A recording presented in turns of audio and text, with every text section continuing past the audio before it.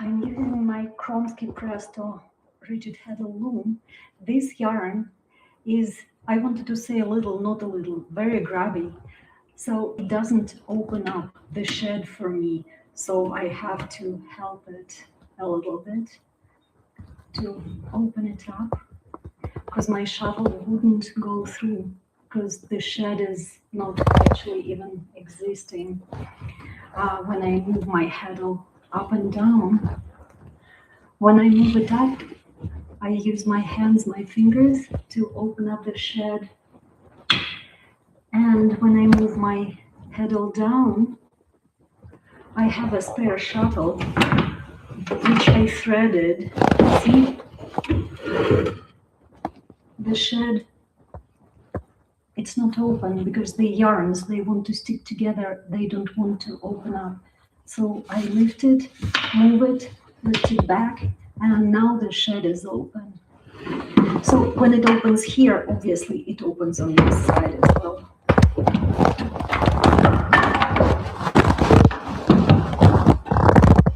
If it falls down, I don't worry about it. If it stays up, it's okay too. But if it falls down like this, when I move my heddle up, either at the same time or before moving my heddle up, I move the shuttle up, and then I can work. Oh, I have to be first, right?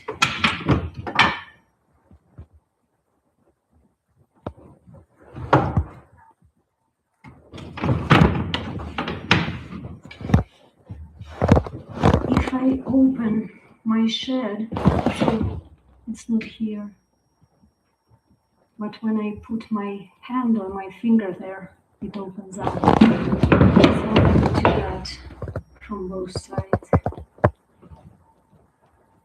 Normally you don't have to do that. I really like this yarn. It's 70% wool and 30% bamboo. This is looseless on single. It's not the loppy yarn. It's also, and I really like weaving with it, but it takes a little extra time to manipulate the threads to make them open. So if my shuttle, which I'm using to divide the layers of yarn, if it's there, I can open the shed.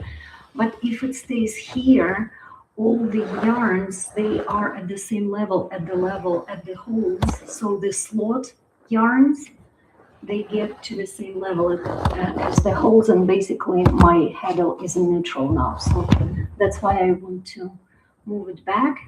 And I don't remove it because this shuttle here, I used to use a ruler or a long enough stick, but shuttle, now it's a shuttle. So I move it there.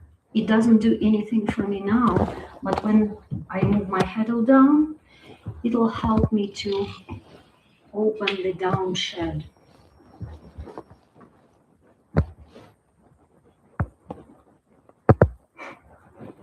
This loom is 16 inches, and now I have 8 ends per inch.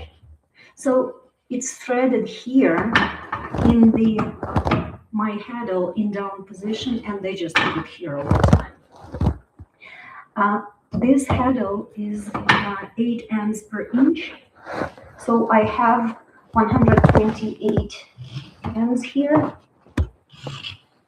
I think.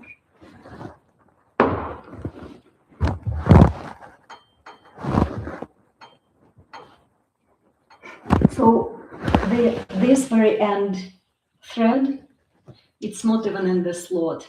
It's hanging freely because it's occupying like the pairing thread. They go in couples, right? When we dress the looms, is in the very last hole. So this thread, this piece of yarn doesn't have its own slot. It's just hanging freely because I used up all the holes in the heddle. Go back, to open. Sometimes I do like this.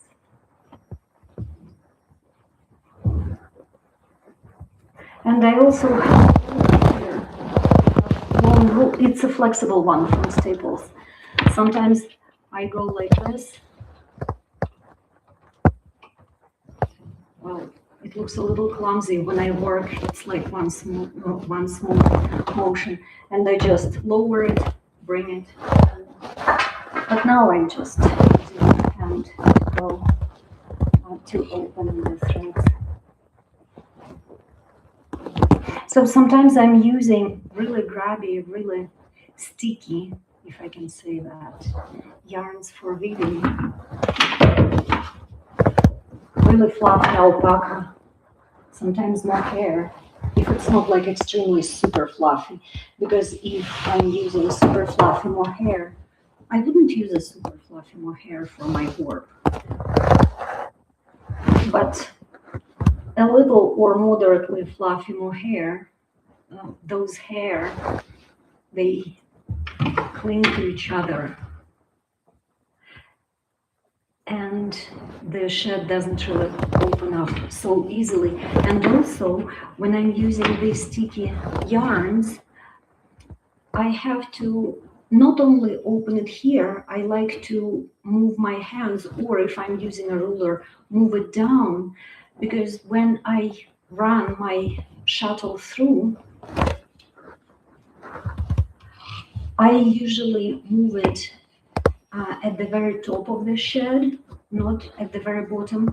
And if the yarn is grabby and it's really is sticking, like all the threads are sticking to each other here, when I'm trying to tension the thread which I just sent through,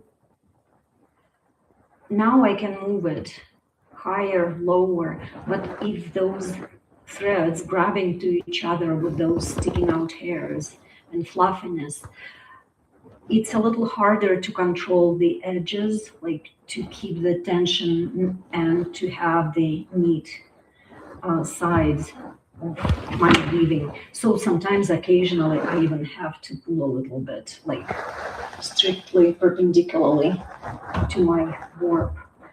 I don't do that too often. If I have a loop a little sticking out on the side, I just grab the unwoven thread on the very side, and I grab maybe an inch inside the fabric, and I just slightly tag, like a slightly pull,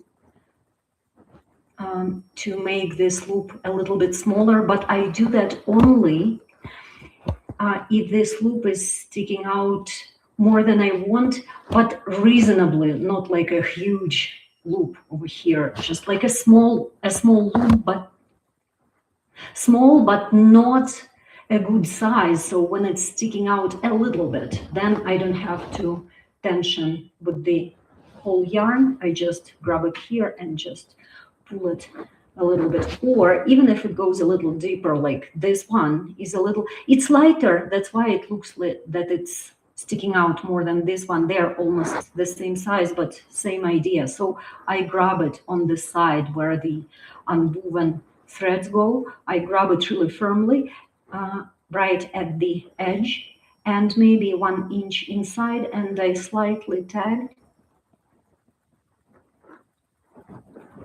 and it evens out the loop sticking out.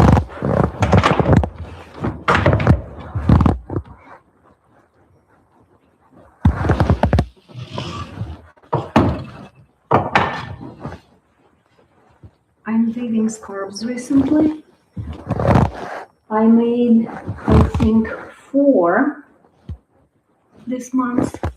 I have this one in progress, and also I have a Kromsky harp behind me. I like sitting in front of the window.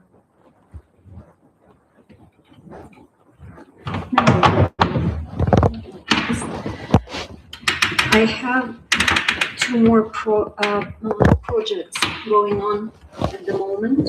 So this one, 16 inches, and I have another. I have a Chomsky harp behind me, and it's a 32 inches loom, but I didn't warp it 100%, so it's like either 3/3 or maybe 3/4 or 2/3 of the loom width. I don't know, in centimeters, it's probably roughly 55 centimeters would be, I think, I don't know, in inches. 20 inches maybe? 20, 25 inches.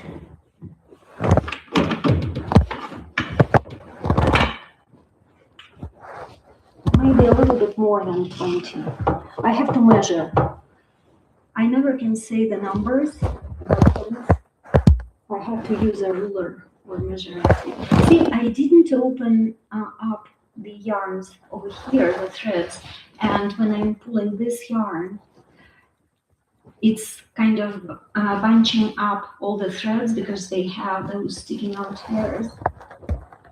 And this always happens when I move my fabric on the lower thing.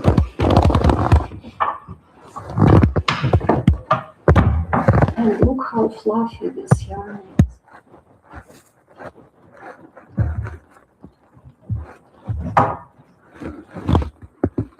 So this is what I'm dealing with now. This what stops the sheds, the shed from opening. This fluffy. And actually my timer says that I'm supposed to stop for now, and I follow that. So I time myself, and usually I have 30-minute timer set up all the time. So I weave for 30 minutes, and theoretically it would be nice to take a 5-minute break just to walk around, stretch a little, but usually I click repeat, and instead of 30 minutes I do 1 hour. Sometimes it turns into an hour and a half, because sometimes, especially if you like the colors, you want to weave and you want to work more with your project, and you sort of keep skipping your timer. It's not a good idea to do that, because we need to respect and care about our body. So I think I will take a break now. I appreciate you visiting me, and I hope you have a good day. Happy creating. Bye-bye.